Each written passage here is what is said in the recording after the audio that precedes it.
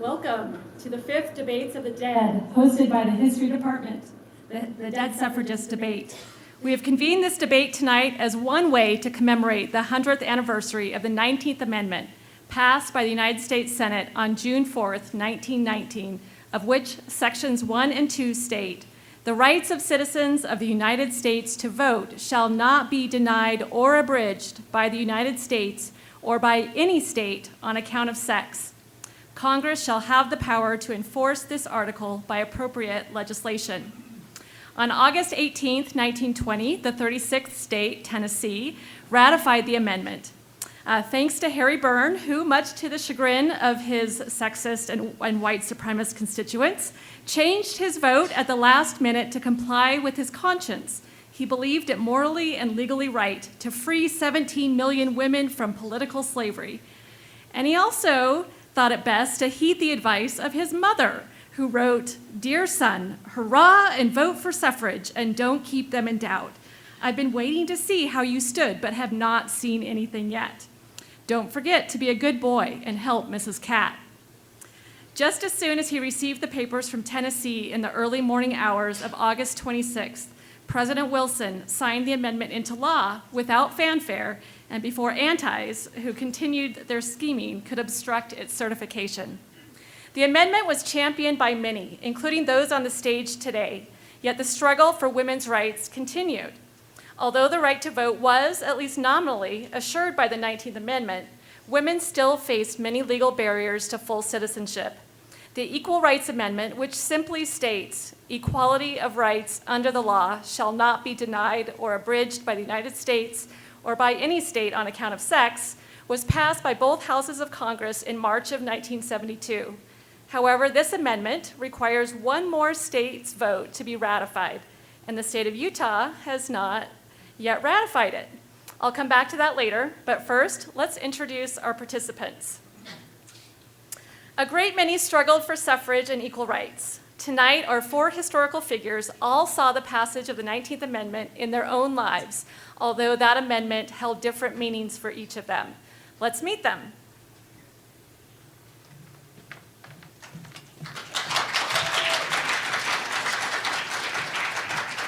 Alice Paul is played tonight by Jamie Horrocks, who is an associate professor of English here at BYU, where she's worked for about 8 years now. She teaches and publishes on Victorian literature and culture and is a Global Women's Studies affiliate. P. Jane Hafen is Taos Pueblo. She's a professor emerita of English at the University of Nevada, Las Vegas. She's the editor of Help Indians Help Themselves, the later writings of Gertrude Simmons Bonin, or Zitkalasha, and co-editor with BYU professor Brendan Rensink of Essays on American Indian and Mormon History. And her book is almost out right now. Ida B. Wells is played tonight by Kayla Jackson, who is a senior at BYU and will graduate this December with a bachelor's degree in political science and a minor in business. She's originally from Washington, D.C., and upon graduation plans to head back east to attend law school. And Martha Hughes Cannon is played tonight by Barbara Jones Brown, who is the executive director of the Mormon History Association, an independent organization dedicated to the study of all faiths that trace their origins to Joseph Smith. Previously, she was the historical director of Better Days 2020, a nonprofit dedicated to increasing awareness of Utah women's roles in the suffrage movement. They, the dead, have been watching us, interested in the degree to which their efforts have been championed or squandered, remembered or forgotten. We'll query them about their lives today, looking for wisdom, perspective, and to honor their bravery. I, Professor DeSchweinitz, will act as voice for us. I have questions for the dead, but if you have a question you would like asked, please fill out one of the available index cards, legibly, and give it to the ushers. We may have time to ask some of your questions as well. And if you have friends who might not believe that we have these suffragists visiting with us tonight, you can share what's happening and their words of wisdom at #Suffragists-Still-Live on social media. All right, question one. Each of you participated in one way or another in movements for increased voting rights for women and other groups. Can you tell us something about your lives to help us understand your times and experience? How would you tell the story of equal rights through the story of your own life? And Martha Hughes Cannon, we'll start with you. Please call me Maddie. Everyone calls me Maddie, actually. I was born in 1857 in Wales, so I am an immigrant. I came to the United States after my family joined the Church of Jesus Christ of Latter-day Saints, arriving in Utah in 1861, just as the Civil War was breaking out. Tragically, my little sister and my father died just before we reached Utah and then just after we reached Utah. And so that always stayed with me and made me, from the time that I was little, want to study medicine, even though very few women were even going to college in my era. My family was poor, and so as a teenager, I worked in a cotton mill. But at the age of 16, I enrolled in the University of Deseret, which I understand is your rival today because it's now the University of Utah. While there, I received a degree in chemistry. And to put myself through school, I got a job as a typesetter working for a women's rights magazine in Salt Lake City called the Woman's Exponent. And as I typeset those words, written mostly by my mentor, Emmeline B. Wells, it started in me a desire to fight for women's rights. From the University of Deseret, I went to the University of Michigan, where I received my MD. And after that, I went to the University of Pennsylvania, where I received another degree in pharmaceuticals. And while I was in Pennsylvania, I also obtained a degree in oratory skills because I wanted to be a strong voice advocating for women's rights. From the time I turned 18, I had the right to vote in Utah because Utah women were the first to cast votes in the nation in 1870. I came back to Utah after obtaining my education in the East and started a practice with the the Deseret Hospital, which was an all-woman run hospital where I was the resident physician. In 1887, Congress passed a law called the Edmunds-Tucker Act, which took away Utah women's rights to vote. Part of that was in an effort to end the Mormon practice of polygamy. Well, I had just married a man named Angus Cannon. I became his fourth plural wife just before that. And so when this was rescinded in 1887, not only was it against my voting rights as a woman, but also against my marital practice that I had chosen. So it was a very difficult time. And you better believe the women of Utah were furious after we had our voting rights for 17 years to have those taken away by Congress. We were really upset, and we fought to get those voting rights back. In 1895, when Utah was ready to be made a state, we formed a Congress where we debated a new constitution for the state of Utah. And in that constitution, again, we women fought hard to have women's voting rights included in that Utah constitution. Unfortunately, there was a man named B.H. Roberts, who was one of the few who stood against us and said women shouldn't have voting rights. But fortunately, other men stood up for our voting rights. We didn't have the right to debate at that point as women, but other men stood up for our voting rights, backed by our petitions and our work that we had done, and their voice carried the day. They defeated B.H. Roberts' move to try and stop this from being in Utah's constitution.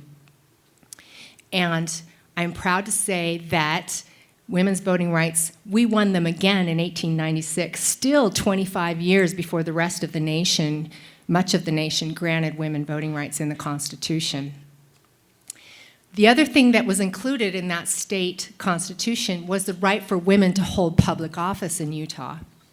And so I decided to run for office, and there were 5 at-large seats a state senator opening. Well, I ran as a Democrat for that, and I ran against my own husband, Angus, who ran as a Republican, and guess what? I defeated him.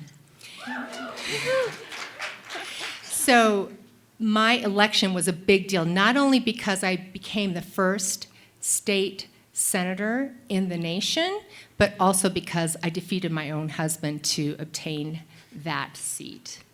Great, thanks. Zikla Shah?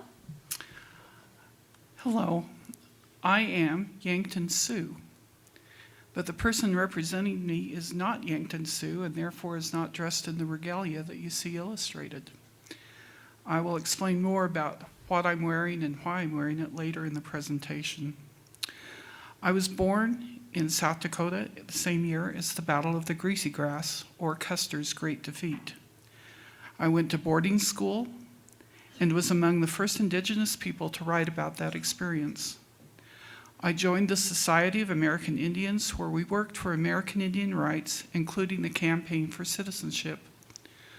Over 12,000 American Indians served in World War I without the benefits of being citizens of the United States. Most American Indians became citizens in 1924, but many did not have the right to vote until after my death in 1938. However, I had the right to vote because the Yankton Sioux had treaty rights from 1894. So some Indians did have the right to vote early on. And when I campaigned for citizenship, it was more than campaigning for the right to vote. It was campaigning for the rights and protections under the Constitution of the United States of America, which were deprived for most Indians in the United States. And I'll be talking a little bit later about Indians obtaining the rights to vote. Alice? Hi, I'm Alice Paul. I'm an East Coast gal. I was born and raised in New Jersey, and I was raised in a Quaker community, and that's important to know because a lot of my interest in social justice issues grows from my association with the friends I grew up with. I am the youngest of my colleagues here on the stage. All of these women unfortunately died in the 1930s, but I lived until 1977, which means I'm the only person on stage that can claim to be both a first wave feminist and a second wave feminist. And it also means that I saw a huge amount of change over the course of my lifetime. I got interested in votes for women being taken to meetings by my mother, who was very involved as well. And also, just growing up among Quakers, our folks were always interested in public service, in nonviolence, in equality, and especially in education. And so, like Maddie, I received a great deal of education. At a period of time when most women in the States did not finish high school, I was also able to get several degrees. My first degree, my bachelor's degree, was in biology. And after that, I wanted to study economics and political science. So I took a boat over to England, and I went to the London School of Economics and a couple of other schools over in the UK to do some of my graduate work.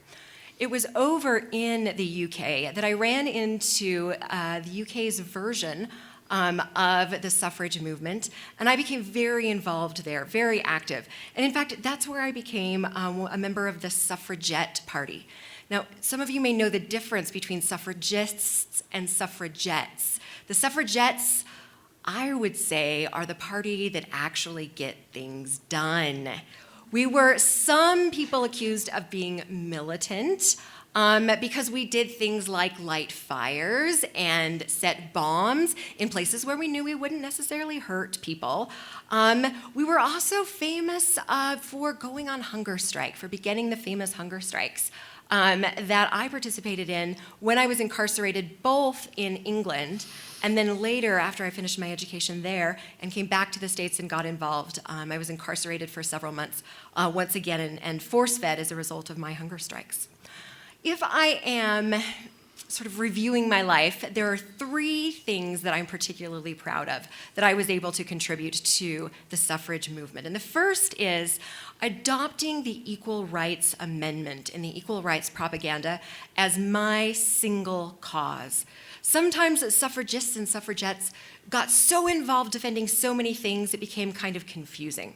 So I always took equal rights as my single and sole focus and worked toward that end. Secondly, I organized what was the largest procession of suffragists and suffragettes in the United States. It was called the Suffrage Procession. It was in 1913. We held it in Washington, D.C., just before President Wilson was inaugurated, and it was a crazy party. We had floats, and we had horses, and we had policemen, and we had rioters who were throwing things at us from the sides. There were about 80,000 of us, though, so we put up a good showing. And luckily, some of the young men from a nearby college stepped in and held back the rioters so that we were able to complete our march without being physically assaulted. The third influential thing that I got to participate in was something that came to be called the Silent Sentinels. And we didn't make up that name, and it wasn't something that we planned from the beginning. But we decided that we needed to get the nation's attention by standing outside the gates of the White House every single day. So every single day for 2 years, over 2,000 women from across the United States picketed nonviolently with signs, standing outside the White House, and often using President Wilson's own words on our signs to try to get sympathy for the 19th Amendment. One of the other things that I wanted to talk about and that we'll come back to was the fact that I was responsible with a colleague of mine named Crystal Eastman for actually co-writing the Equal Rights Amendment in 1923. And that's something that we'll talk about a little bit more. Great, thanks, Alice. Mrs. Wells? My name is Ida Barnett Wells, and I was born in the year 1862. I was born into slavery in Hill Springs, Mississippi. Upon emancipation, I received a high school education, and I eventually made my way to Memphis, Tennessee, where I worked as a school teacher. During that time, I had a friend approach me asking if I'd be willing to contribute part-time to a newspaper, and I agreed. It was something that I was so taken with that when I was eventually fired from my teaching position because I wrote an article that openly condemned the poor conditions of colored schools, I decided to purchase a stake in the paper, and I became the part owner of the Memphis Free Speech. I got into trouble for the articles that we published, and in fact, my place of business was burned down by a white mob because I began to speak out openly against lynching. In the city of Memphis, 3 black men were lynched because their successful grocery store business threatened the business of a white man. Typically, lynching was justified because it was seen as a mechanism to defend the honor of women. It was supposed to be a consequence for black men raping women, white women. But as I began to publish editorials and look at the data, I realized that white women were having consensual relationships with black men, and that for fear of social judgment, they would cry rape. Or a black man would walk down the street, glance at a white woman, and that was reason enough to violently take his life. I learned that lynching had nothing to do with the reason, and everything to do with the economic and social repression of race. It was terrorism. It became my life's work to travel across the country and in Europe to protest lynching, advocate for the call and establishment of anti-lynching legislation, and expose racial injustice. Eventually, I relocated to Chicago. I put down roots there for my safety, and I helped to co-found the National Association for the Advancement of Colored People, or the NAACP. I also had the opportunity to organize several women's clubs for colored women. We organized a civic club, and we also organized a suffrage club. So while suffrage may not have been my primary focus and what I deemed to be my personal activism, I recognized that suffrage was a powerful tool to advance not only women, but all people of color. Great. So it sounds like even though each of you was alive at the same time, and someone might think that you were all in the same quest, none of you completely inhabited the same situation, and on occasion had disagreements. You had different priorities and different strategies for reaching your goals as well. Clearly, all our stories are more complex than we sometimes recall. What kind of disagreements did you have, and was it always cooperation? Is it Kalashad? Well, I felt very fortunate to have the support of the General Federated Women's Clubs throughout the 1920s. But my objective was working for rights for American Indian peoples.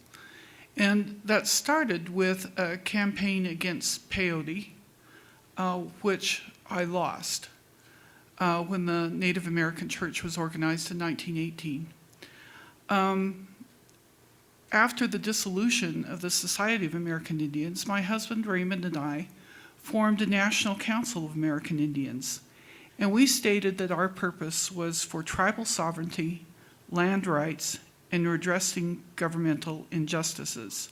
Some of those governmental injustices included voting rights. And in 1928, I wrote this: Navajo people in Arizona were denied the ballot in this presidential year. In fact, and as an aside, American Indians in Arizona didn't vote until the 1940s. There was no such discrimination made in citizenship where Indians were drafted for war service. These Navajo Indians who were disenfranchised by Arizona are the very Indians from whose tribal funds and without their consent, Congress appropriated $100,000 to build a tourist bridge in Arizona. Accordingly, if our Vice President-elect, the Honorable Charles Curtis, a Kaw Indian, had lived as a member of a tribe on a reservation in Arizona, he would have been disenfranchised. He could not vote, much less run for the vice presidency of the United States. Ida? No, there wasn't always cooperation. I learned early on that for white women, the goal was suffrage at all costs, even if that meant denying women of color the right to vote or excluding them from participation in activist efforts. I had a conversation with Susan B. Anthony one day, and she told me that she declined to help a group of colored women organize a branch of suffrage association. And when I asked her why she chose to do that, she said that it was to protect them from the negative feelings of Southern white women. And I had to tell her that that was wrong, that the only thing that she was protecting was white power. Thank you. Another instance, I had the opportunity to march in my state delegation for this suffrage procession that Alice Paul talked about. And a few days before the march, it was decided that I could no longer march with my state delegation, that I had to march in the back with the rest of the colored women. And that was because Southern women didn't feel comfortable knowing that they would be marching alongside colored women. My peers in the state delegation at first were good to defend me, but eventually they also succumbed to the pressure and told me that I needed to march in the back. I fiercely rejected this counsel. On the day of the march, I stood on the side of the parade route, and when my delegation passed me, I walked up to march with them. Because it was more important to me to stand firm in my principles, just as these Southern women were standing firm in their prejudices. So, no, there wasn't always cooperation. Not so much sisterhood. Maddie? So I'm so glad that we're bringing up the subject of intersectional feminism because, of course, we all faced our own oppressions for different reasons. So my sisters here on the stage have talked about the racial prejudice that they fought against. I was submitted to religious prejudice because my religious beliefs in polygamy. Many suffragists declined to participate with us, Mormon women, in Utah, even though we were the first to vote and we were leading out in this effort. Many people just said they did not want to participate with us because of our practice of polygamy. And Susan B. Anthony, as Ida Wells has pointed out, exhibited some racist attitudes, but from where I was coming from, I was grateful to her and Elizabeth Cady Stanton because they were some of the few suffrage leaders in the East who were willing to work with us Mormon women in Utah and include us in that movement in spite of the fact that we were facing polygamy.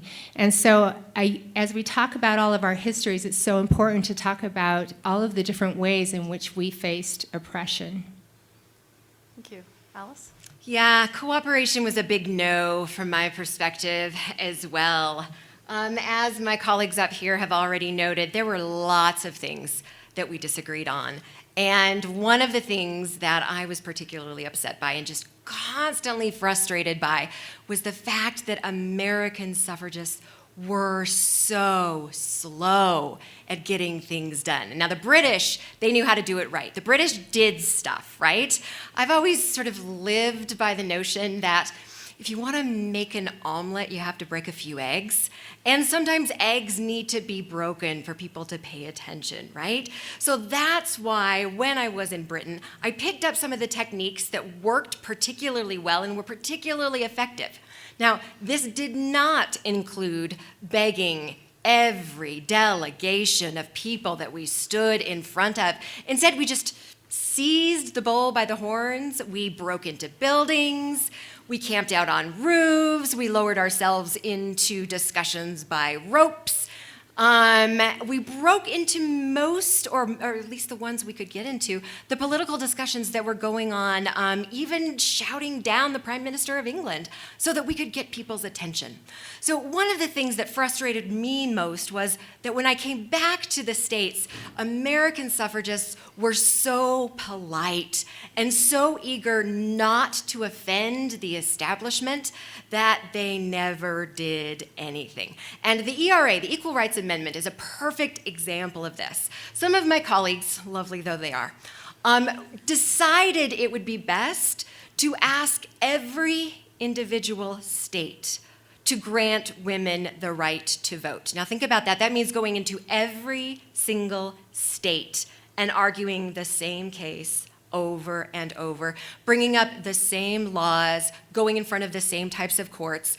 Why not just advocate an amendment, a federal amendment that would apply to all the states instead of having to go person by person by person? So this is one of the things that I just could not abide. And that's the reason, well, primarily the reason, that I ended up having to separate myself from the NAWSA. That's the North American Women's Suffrage Association that these women were affiliated with at different times. I started my own group called the NWP, the National Women's Party, so that we could focus only and solely on the Equal Rights Amendment. Great. Can So I comment National on that? American Women's Suffrage Association, because they weren't more imaginative about coming up with a name. I think my colleague Maddie has news to say or something to share. Well, I just wanted to share my perspective on that as a Utah woman. Again, we got the vote in 1870, and then we got it back again in 1895, and we did that with the support of the men in Utah. We didn't have to fight against our men and for that right. The men bestowed that right in 1870 in the Utah Territorial Legislature. Some of that had to do with polygamy. We can go into that later. But also, when polygamy was officially denounced in 1890, our men still defended our right to have the vote. And so we didn't have to, in Utah, take to those kinds of measures because we had the support of all of the population of Utah, except for that insufferable man, B.H. Roberts. Now I would just ask my dear colleague, dear Maddie, did you enjoy going back over and over and over again, having to reclaim suffrage when it was taken away from you repeatedly over and over and over again? Well, it was taken away from me in Utah once. But that's not to say I didn't have empathy for what my sisters were going through, as all of you fought to continue to receive that. And we women in Utah, we continue to fight alongside, not in your ways of violence, but we continue to try to advocate for all American women to, well, perhaps we didn't do enough for our sisters of color, but we... Perhaps. I was going to say all American women. Can we just say that the person that decided... I stand corrected. I voted in Utah in 1912. That's right. Can we just say that the person that asked that I march in the back is Alice Paul? We all saw Iron Jawed Angels. We know. Can I get some booze here? Yeah, Careful, ladies. Careful, ladies.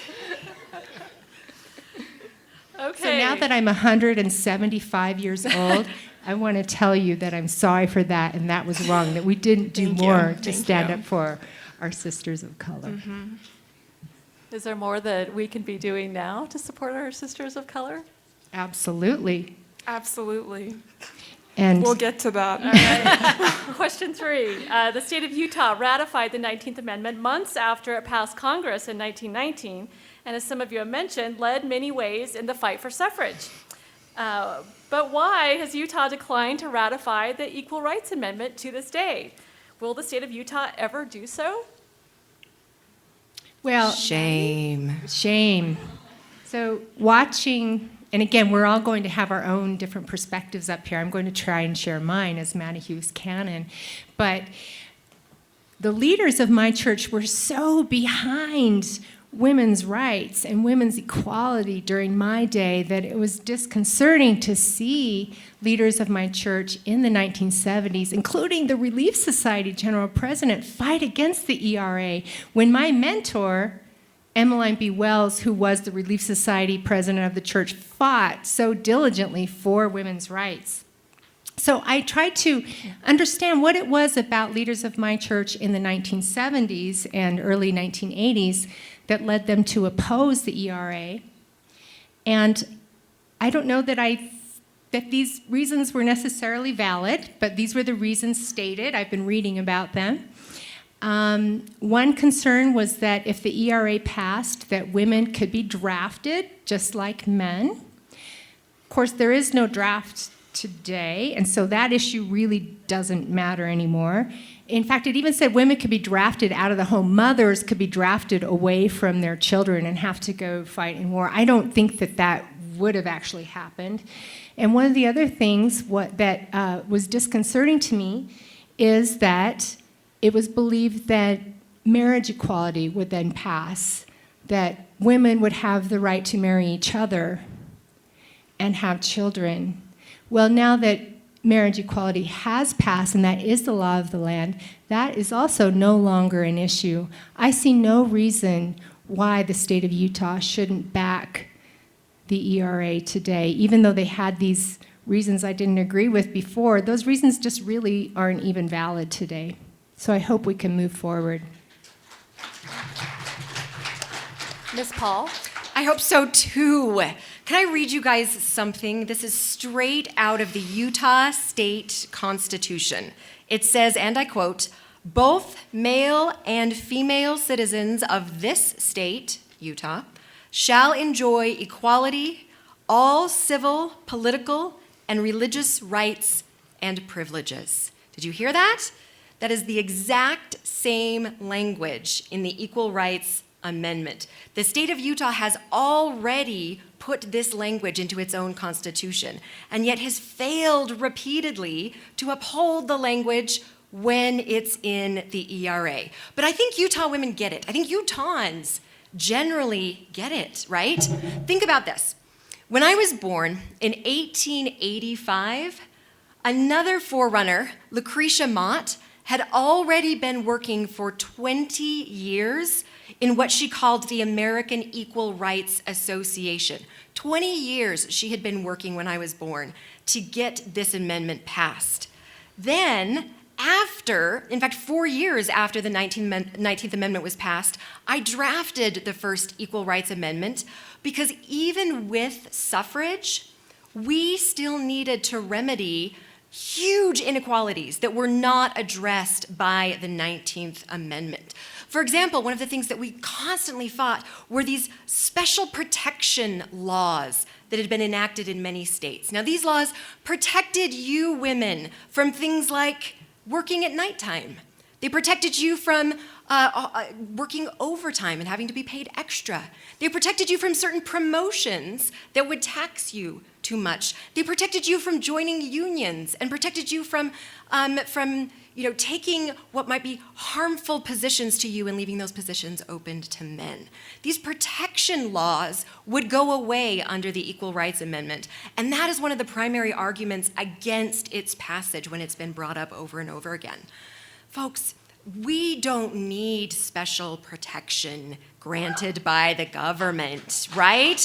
We need to be treated as individual human beings. Nixon, ladies, Nixon signed the ERA, icon of feminism that Nixon is, right? Even he signed. And I think that Utah could be the next state to pass this amendment and ratify this amendment. What do you guys think? Do you think?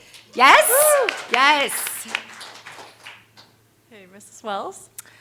So I think your question about the ERA is a fine question, but to be honest, it's not really the question that I dwell on. It's not the concern that I dwell on. I'm more concerned about race relations in America today. I'm more concerned about mass incarceration and the broad use of the death penalty sentence. I'm more concerned about voter suppression and the effects of gerrymandering. I'm more concerned about police brutality. And I'm more concerned that we have a difficulty as a nation to face our racist history. There will be no level of liberation achieved until we acknowledge what we've done. We need to acknowledge the narratives that we've used to justify slavery, to justify racism, and to justify sexism. We need to acknowledge and recognize institutionalized racism and fight it. So the ERA is a worthy cause, but it's not the one that I'm concerned about. I'm concerned about racial equality.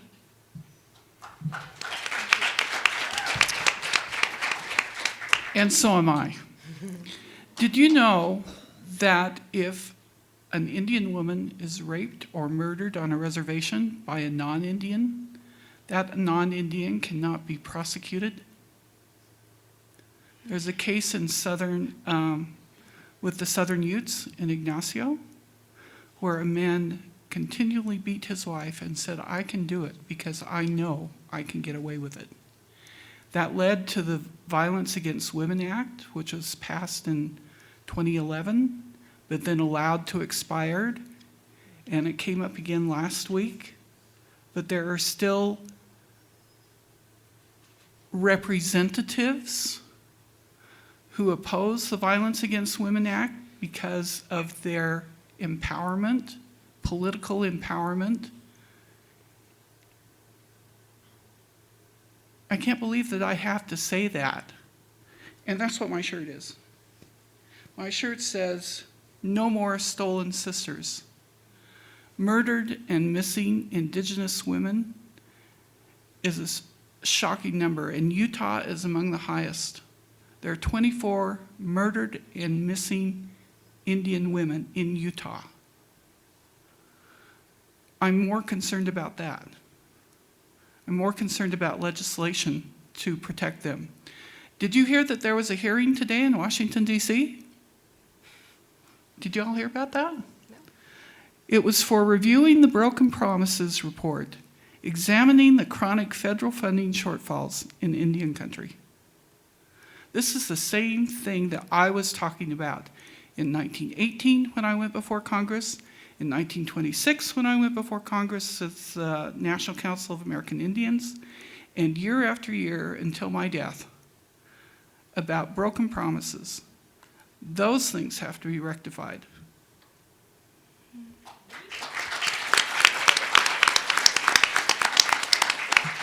So clearly still different priorities and strategies and ongoing invisibility of many of the issues that are especially affecting women of color today and communities of color.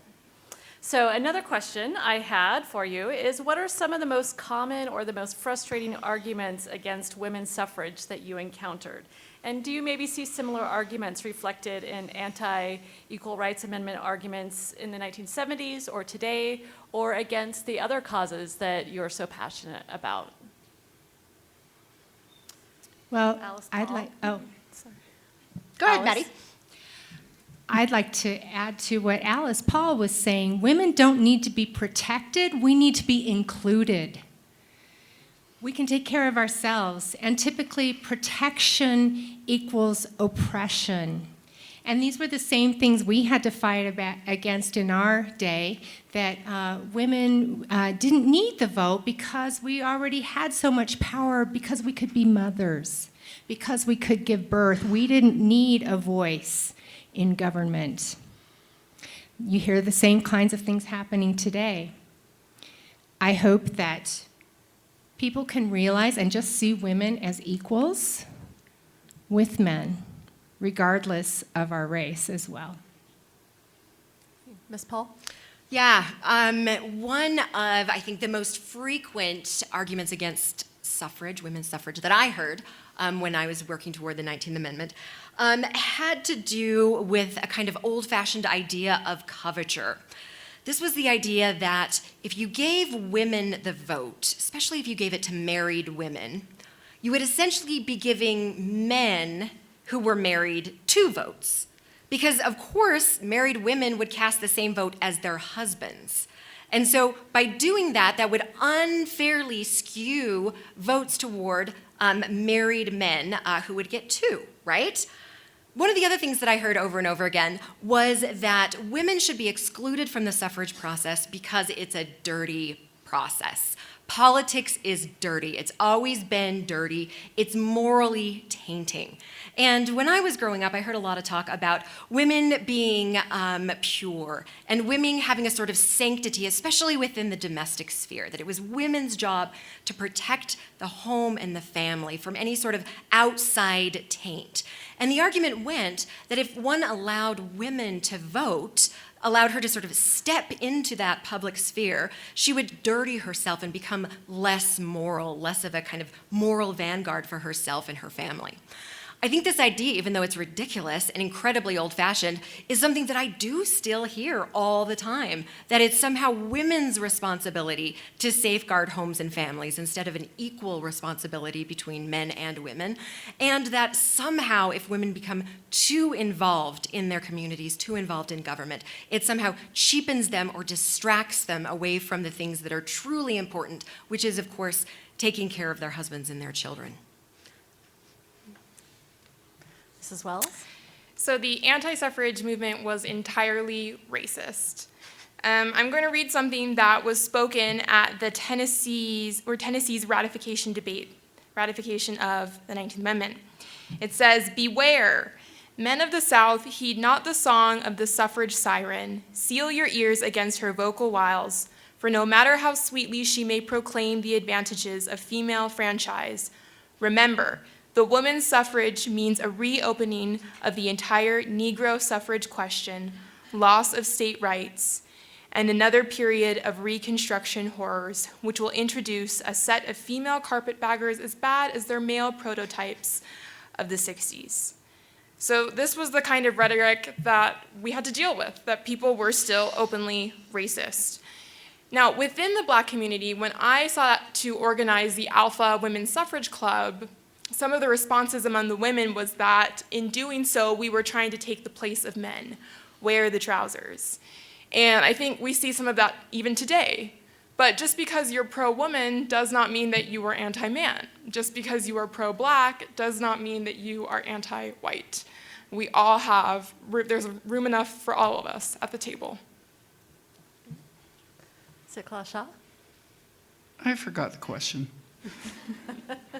So what are some of the most common or frustrating arguments against women's suffrage that you encountered? And do you see similarities today, maybe? Have I not already been clear? I am interested in Indian suffrage, both male and female. Today, I'm concerned about San Juan County in Utah, which has been gerrymandered and politicized and has had to have intervention by the Department of Justice to make sure that Navajo and Utes could have their proper vote. And once they did get their proper vote, the county clerk tried to disenfranchise one of the candidates who was Navajo. And then when the county commission was elected with a Navajo majority, the former commissioner, who is a state senator from San Juan County, tried to redistrict that area with a vote that just happened the first part of this month by, again, gerrymandering to get a white majority in that county. And that vote failed by 200 votes or so. So if you want to find out about how people, not just women, but how men and women are disenfranchised on the basis of American Indian citizenship, go to the Salt Lake Tribune, and they've had a series of really wonderful articles there. It's a contemporary issue. It's not an old issue. and it's not restricted to gender.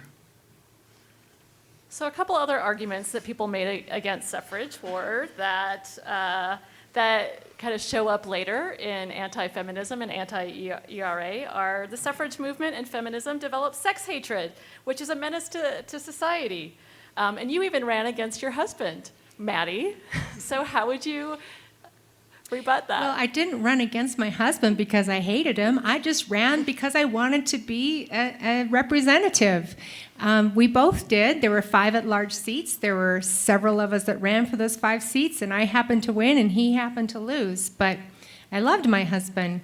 And making the case that by wanting equality means that you will, as Ida Wells just pointed out, that you will hate the person that is not of your group is just a fallacy. It's not true. People used to also say in my time that if women were given the vote, that we wouldn't be feminine anymore, that we wouldn't want to be mothers, we wouldn't want to be domestic. And you really can never define anyone by their gender. We all are different individual people. We all want different things. And wanting equality doesn't mean that you're going to stop becoming whatever it is that you are. We have to recognize that we're all diverse people with different needs and desires, and equality does not take that away. Ms. Powell, do you have anything to say to that? I would agree. You know, I was thinking about a speech I gave during the many years that we were trying to revise and redraft and get the ERA passed. And it had to do with this question of the diversity of people, generally speaking, right? And one of the things that I wrote there was that if we get freedom for women, they are probably going to do a lot of things that I wish they wouldn't do. But it seems to me that it isn't our business to say what they should do with freedom. It's our business to see that they get it. And I think that still obtains in the votes that we did earlier this month in our own communities, in the votes that we'll be doing nationally in the next few months. This idea that having freedom and allowing other people to have freedom is not about deciding what they can and can't do with their lives. They get to choose what to do with their freedom, and it should be our responsibility to make sure they have the right to exercise that freedom, no matter what course it may take. Okay, thanks. Did we have any cards with questions from the audience? Maybe those can come in while I ask one more here. If you had a message for women today, what would it be? And maybe you could talk about what you're especially excited about as you observe women in politics and the issues and things that are happening today, and maybe what are you disappointed in from the contemporary women? Well, I think one piece of advice I'd have is that eternal vigilance is the price of liberty, and that we can't get complacent. We need to be aware. We need to be aware of what's going on in Washington, D.C. We need to be aware of what's going on locally with state politics. We need to be involved, and we need to be full participants. I am grateful for forums and places like this where we can have open discussions, and I think that's one thing that makes me happy, is that we are beginning to have conversations that are needed. And I guess it would be my hope that we continue to have those conversations, that we continue to involve people of color in these conversations and not speak for them, but bring them to the table so that they can speak for themselves. I think that's really important. But yeah, those are my feelings. There's 2 things that I want to say. First, I don't know if you're aware of this, but this is really distressing to me. The number of women who vote in Utah is decreasing drastically every year. It's at record lows right now, and it is so distressing to me because when we won the right to vote in 1870 and again in 1896, our numbers of participation were extremely high. And so I hope that all women, all of you, whether you're woman, man, white, a person of color, indigenous, whoever you are, make sure you take advantage of that opportunity to vote and make your voice heard. It is so important. Remember what each one of us here have done to fight for the rights that you do enjoy today. The other thing I want to say is don't make the same mistakes that I and Alice Paul made in our day. Don't just fight for people who look like you. Fight for the rights for all people. Don't just fight for the rights of white women or white men. Be aware of all the people who are being oppressed and all the people who are having to continue to fight for voting rights today, because that does continue today. So I hope you'll learn from my mistakes in that era of not being aware of these other people who were also oppressed.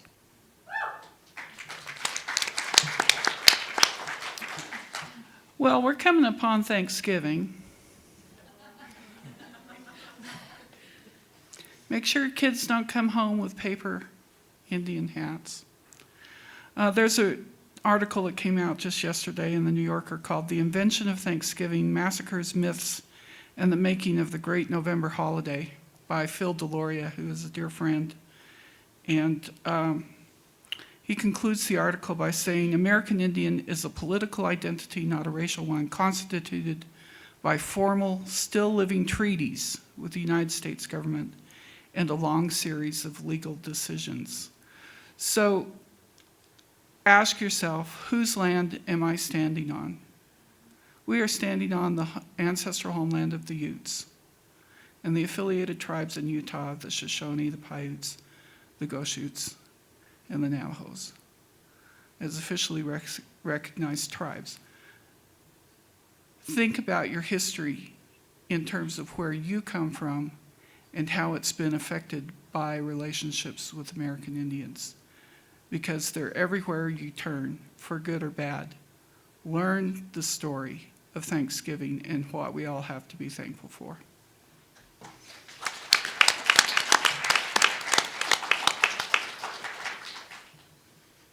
You know, if I had a piece of advice, I was reading last night in the National Geographic. The issue this month is on women, and I read that 57% of university and college attendees nationwide this year are women. So 57%, a majority of students in college right now in the United States are women. If I had to pass on one piece of advice, it would be take advantage of the educational opportunities that you have. Take every chance you have to learn, to go to classes, to go to school. Both Maddie and I were able to do what we wanted to do and what we felt called to do because of the education that we received. And here on this campus, I'm hugely optimistic to see so many female students, and I would encourage all of you to continue pursuing your education throughout your entire life, even when you're no longer a formal student. And Ida and Zikalasa did what they did as well because of their education. Yeah. Yep. Great.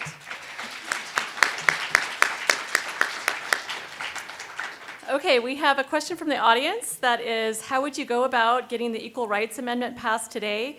Or maybe go out from there, and what do you think are some important strategies that are being employed today that folks could take up to address some of these other important issues as well?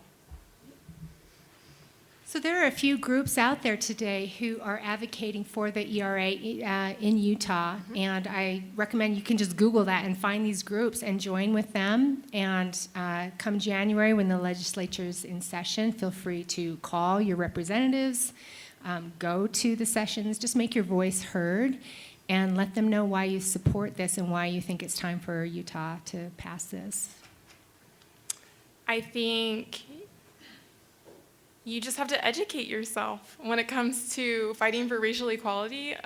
Take a history class, learn about the founding of this nation. I think it's important to come to events like this, keep coming to events like this, keep speaking out, speaking boldly in classroom settings. So maybe a very simple thing, but I think it's vital in our nation. Great, thanks. I would add that if you do go online and read some of the material about the Equal Rights Amendment, there is a place where you can put in your zip code and find the contact information of your representatives. It'll bring up their picture, their email address, their phone number. Getting your opinion heard is sometimes simply a matter of reaching out, sending an email. And often things get done in this state and in every state simply because somebody said one thing and it was the only one thing that got said. So it's very simple to go online, find out who represents you, and send an email, send a phone call. Send a text even. Many of these people have Twitter. Go on their social media and express your opinion one way or the other. Get involved and know what you're talking about. That's all very good. Move to Nevada. I think we'll pass it before Utah does. Nevada? I think Nevada has passed it, No, has it? they haven't. No, they brought it up last legislative session. Little competition. Yeah.